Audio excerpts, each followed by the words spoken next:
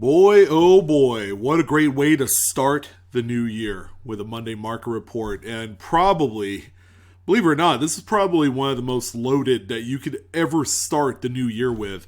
We have 20 coins coming from great collections that we're going to talk about. In case this is your first time here, first of all, welcome. Happy New Year to everyone, to all collectors and all coin people out there. Um, this is a report I do every single week. Normally it drops on a Sunday night. However, most people do catch it on Monday. And that's why it's called the Monday Market Report. You know, it's just really a recap of some of the most relevant post 1900 modern coins that have sold for the previous week. This time, we're going to take a look at that last week of December. All these listings ending tonight. Again, on greatcollections.com, they are one of the biggest, if not the biggest, auction house that you can rely upon for not only finding that big chase piece to add to your collection, or possibly selling, some coins and currency. They do both. They do a lot of different things so well, and they have kept their lead in the auction world quite steadily, I would say. And I'm sure 2023 is go off like a bang, like it did today. So what do we know about the market right now? Well, I can tell you this. The market has been relatively good through December. Based off of what I'm seeing from today's report, a lot of strong market data that I'm going to be providing with you guys. You guys did see the thumbnail, right? How can a coin that's barely 9 years old just be one of the most expensive coins of the week? Well, we're going to talk about it. A lot of the coins, of course, that you're going to see have a variety of different applications. Investors will pick these up. Type collectors, there's high-end collectors in general that want some of these coins. But most of all, the biggest crowd that pumps a lot of money into this era of coinage has to be the registry set crowd. Registry sets are hosted by the big grading companies like PCGS and NGC. It gives collectors an opportunity to kind of buy in to assembling the finest set of any one of their favorite series. Lincoln Cents are, of course, probably the most popular registry set going right now.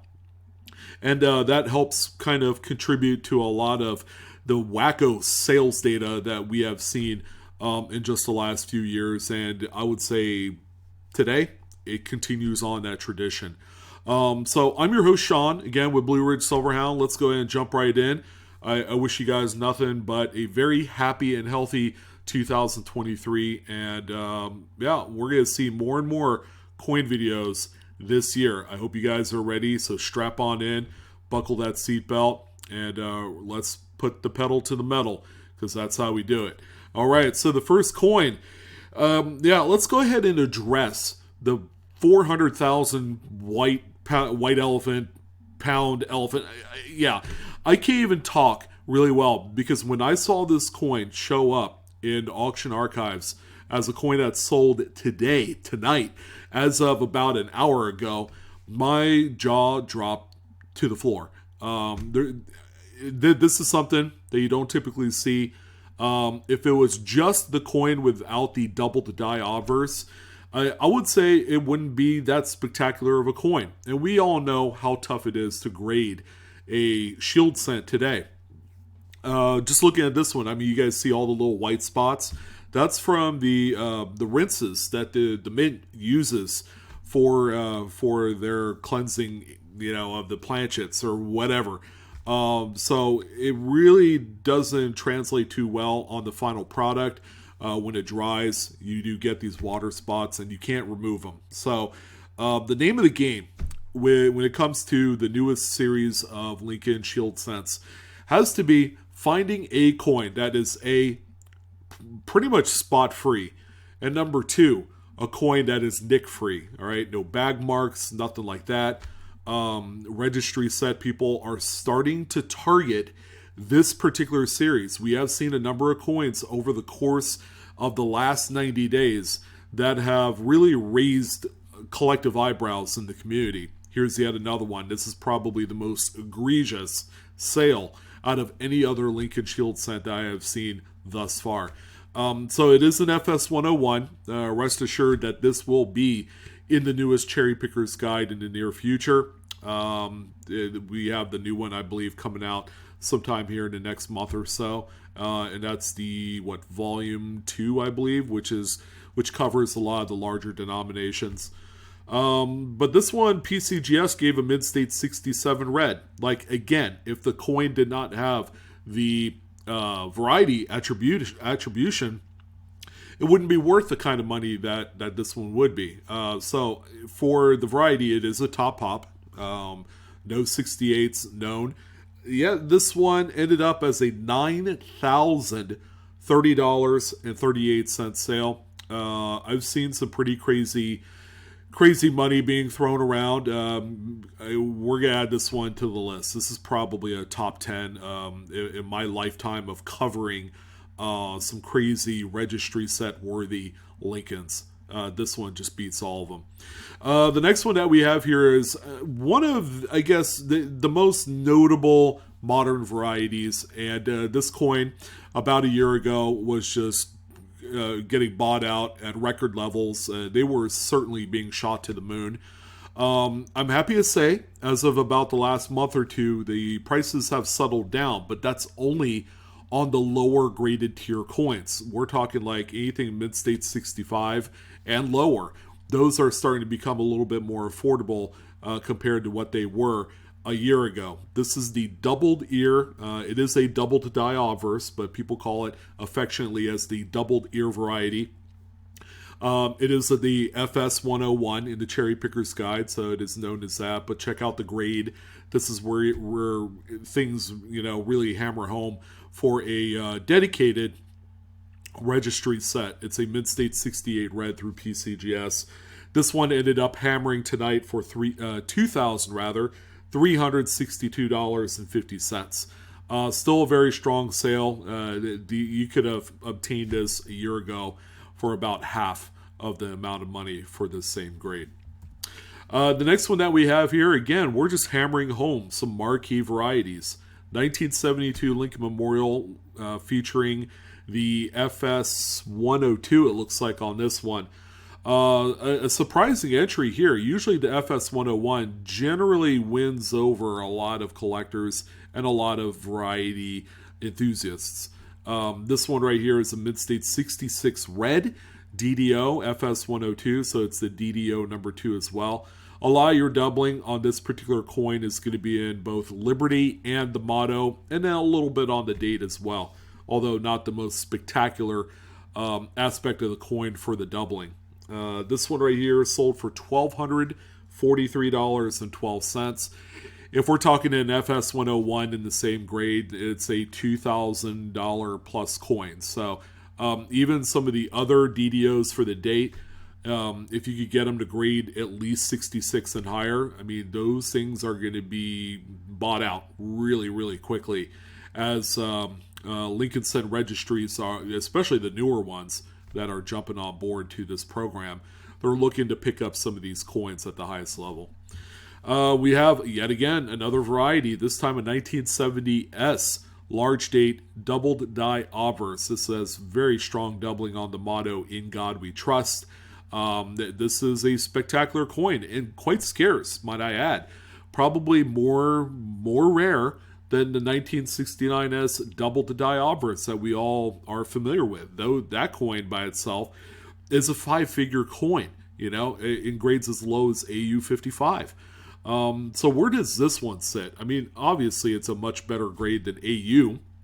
PCGS graded this one mid-state 64 RB, which is red-brown. CAC certified as well, so it's kind of like double certified.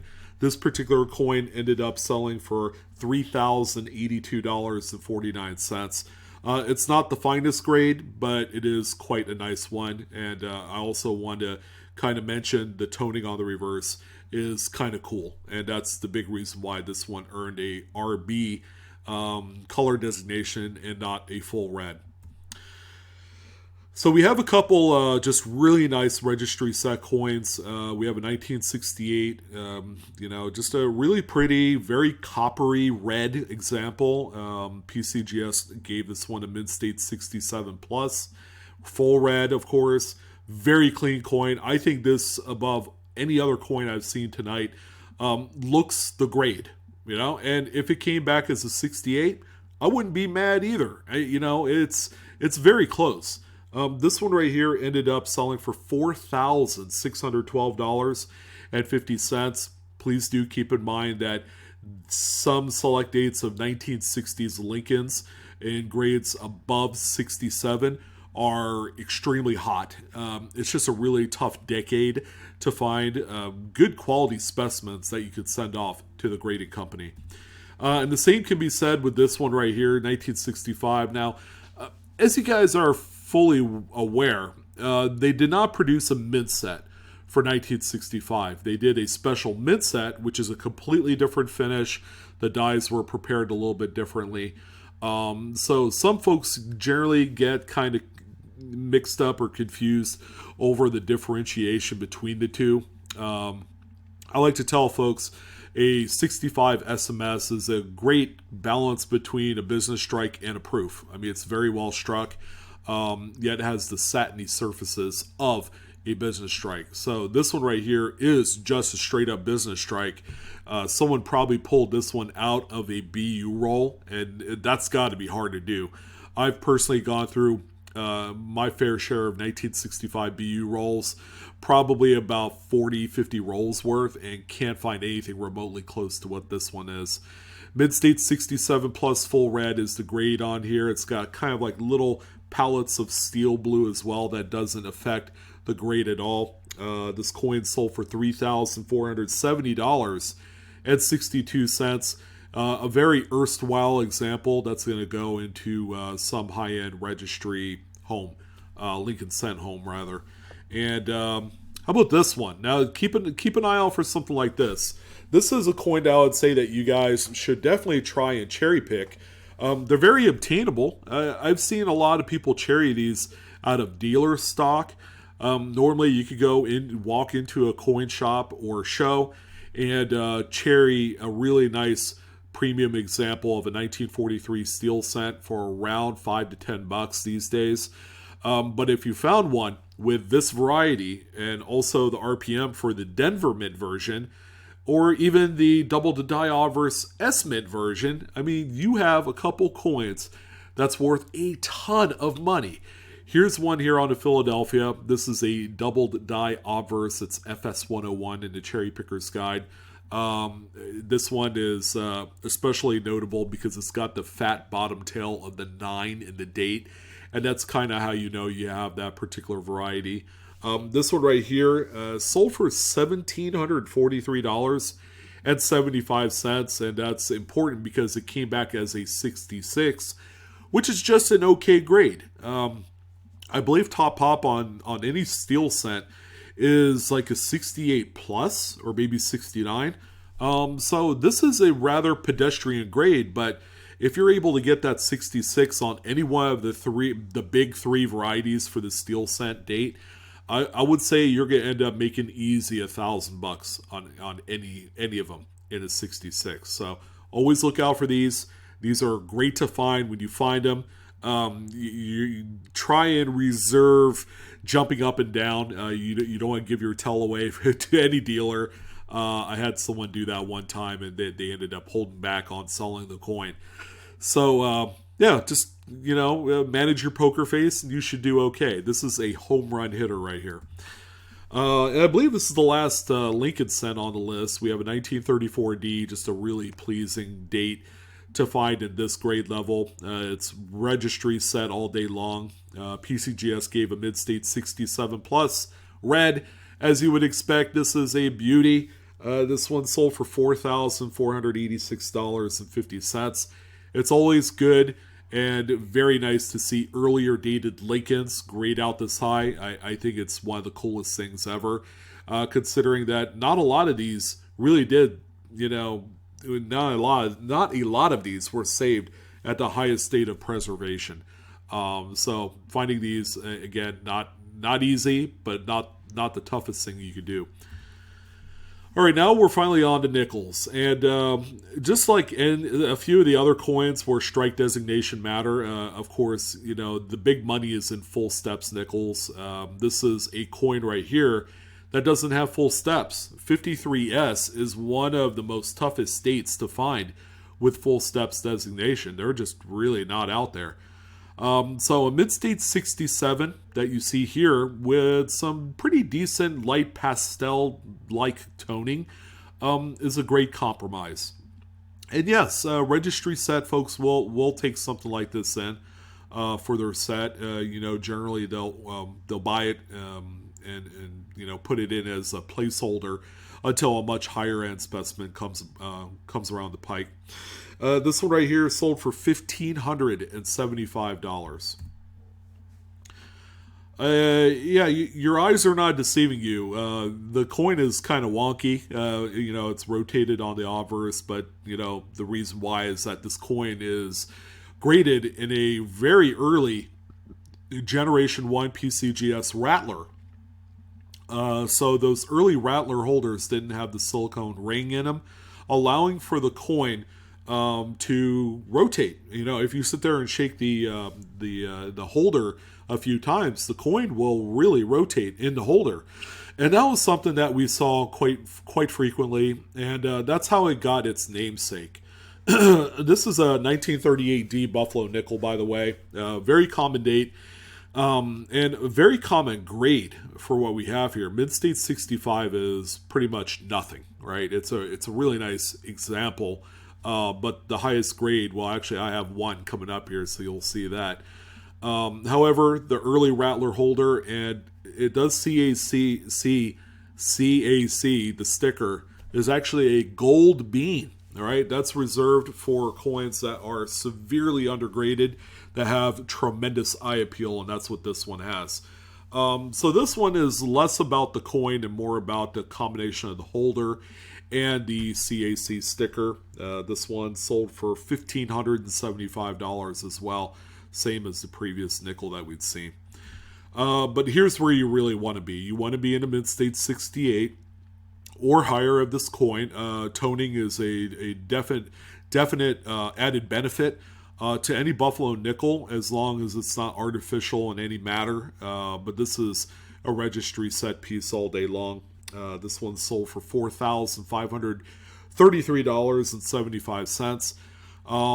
That couple grade points, that's all the difference maker you need for this thing to really jump up in value. And we also have a 35D. Again, not a tough date. With a little bit of searching, there are dealers that have raw examples of this coin. But this one is a PCGS Mid-State 66 Plus. It's got a CAC green bean as well. Just, again, a really nice high-end either type piece or registry set example. This one sold for $2,092.50. We do have a couple more Buffaloes, the 1928S. Things really begin to get a little bit more tough as far as these 1920s nickels go. Especially in mid-state condition, and when they earn a grade like a 66, boy, that is out of sight. CAC green bean as well, reserved for only the finest registry sets out there. This one sold for $11,812.50. And then the big one, of course, is the King of Kings of Buffalo nickels. 1926S is the consummate key of the whole series. Very scarce to find in mid-state condition. Good luck with that, by the way. However, this one has just an all-over, love it or hate it, olive tone to the coin. It's straight graded. It's graded in an old green PCGS holder. This thing was graded probably 30 plus years ago.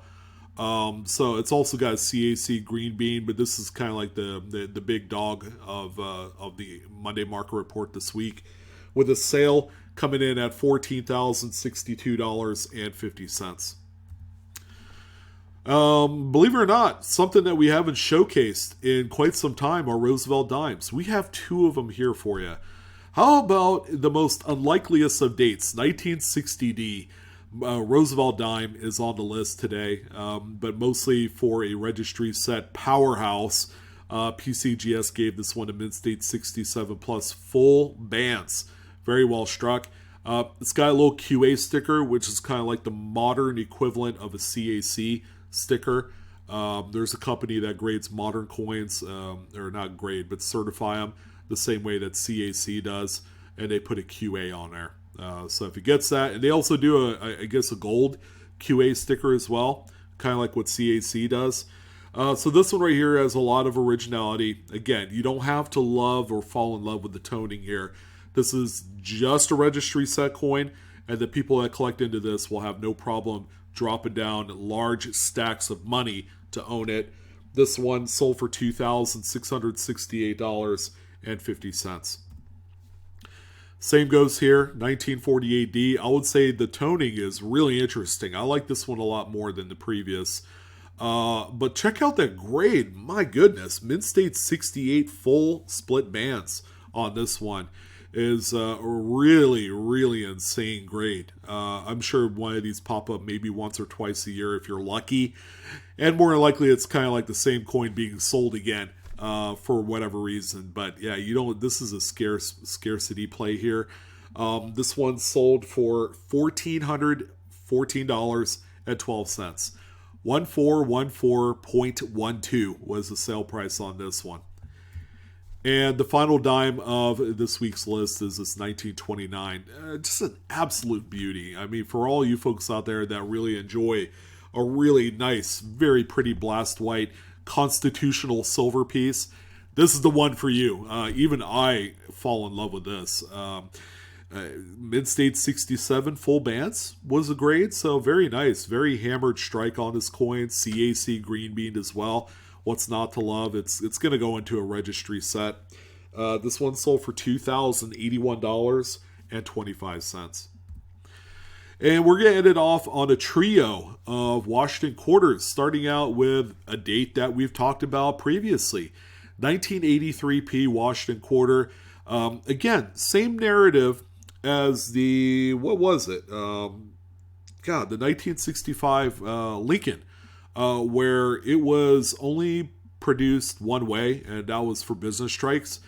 This coin, there was no mint sets made in 1983, so that's the outlier. Usually folks that want to kind of try their hand at registry sets, they'll go to mint sets and they'll cherry pick a premier example, one that's very clean, to send off to a grading company. And we just don't have that for 1983. You actually have to find full BU rolls or maybe an old album that has one of these in there and just pray to the heavens that you're able to find one that is relatively clean. This one, there's probably a reason why this one was graded by NGC. I mean, it's the only coin that we have on the list that has NGC plastic. Mid-state 67, and with all things considering, this one sold for $1,743.75. So we're doing kind of like the good old kind of do-si-do with the various series of quarters during the 20th century. Here's the Standing Liberty quarter, another tough date, 1924S. Again, 26S is the big one for this particular series. However, the grade is very notable because NGC ended up giving this one a mid-state 64 with full head. So it's got the great hair detail. It's got the actual defined hole in Lady Liberty's ear that you can see. A coin that probably you don't see come up too often, and set collectors of SLQs will want this. $2,593.12 was the final sale price. But I would say my favorite quarter of the bunch this week has to be this 1905, a very available date, by the way, very common. Barber quarter. Check out the toning. I actually like this. I dig it. It's going to look a lot darker in hand, but there's just something about it, man. It's a coin, depending on how it was stored, that really developed this skin over the period of the last 100 plus years. And this is all original. That's what I like about it. It's a mid-state coin that's all original. Plenty of meat as far as toning is concerned. This is a beauty. This is probably, I would say this is probably my favorite coin this week. PCGS gave this one a mid-state 66. I'll also mention there's some pretty cool pull-away toning right there by the date, where you kind of have like that halo effect under the numbers there, which is what you want to see for legit toned coins. You don't see that on artificially toned examples. $1,641.38 was the final sale price of this one. And boy, oh boy, that is going to wrap up our New Year's Day edition of the Monday Market Report. I hope you guys had a wonderful time. I certainly did. I had a great time in 2022, but you guys know we're going to kick it up to the next notch. We're going to just continue to hammer out just great quality content. We're going to keep you guys engaged with our interactive live streams that we do every Monday on the live Coin Q&A channel, which, by the way, we are back for that tomorrow night, 5:30 Pacific, 8:30 Eastern. Come join us as we talk about some of your submissions of coins. I can't wait. We're back on the saddle, and so should you guys. Keep an eye out for those new coins. They're going to be coming out here around the end of the month.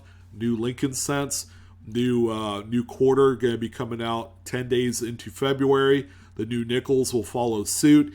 It's going to be awesome, and you guys know my stance on brand new coins. People are going to want them right away. If you can get a hold of them, keep in mind, you don't have to go through them. You could sell them for 3, 4, 5, 10x face value. It's that crazy. But that's going to go ahead and do it. I'm your host, Sean, with Blue Ridge Silverhound. As always, don't forget to like, share, subscribe, hit the follow button if you come visit me on TikTok at Blue Ridge Silverhound. But I'm out of here. You guys enjoy the rest of your holiday weekend. Happy New Year. And I will see you again with more coin videos.